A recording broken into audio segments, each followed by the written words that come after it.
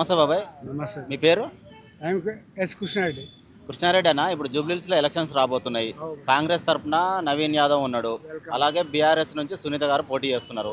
ఎవరు వచ్చేటట్టు అనిపిస్తుంది మీకు? మనకు తెలంగాణ అంటే మనకు తెలంగాణ అభ్యర్థి నాకు తృప్తిగా నాకు అనిపిస్తుంది. అంటే బీఆర్ఎస్ వస్తాయని అనిపిస్తుంది. బీఆర్ఎస్ఏ కావాలి మనకు.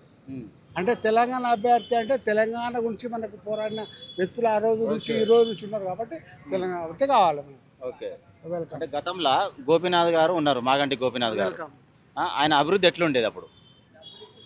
ఆయన అభ్యర్థి ఉన్నా కానీ తెలంగాణ గురించి మన పోరాడిన వ్యక్తులు వేరు, వాళ్ళు వేరు బాబాయ్. అంటే ఇప్పుడు కాంగ్రెస్ తరఫున నవీన్ కుమార్ యాదవ్ పోటీ చేస్తుండు.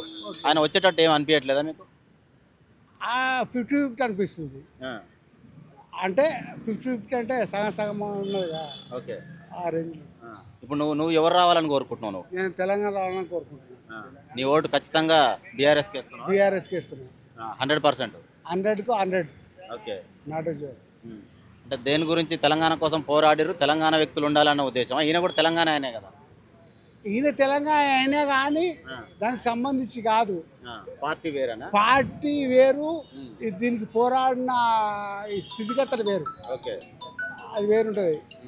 అంటే దీనివల్ల అభివృద్ధాలు వేరుంటాయి. ఇంకా అభివృద్ధాల గురించి మాట్లాడుతున్నారు.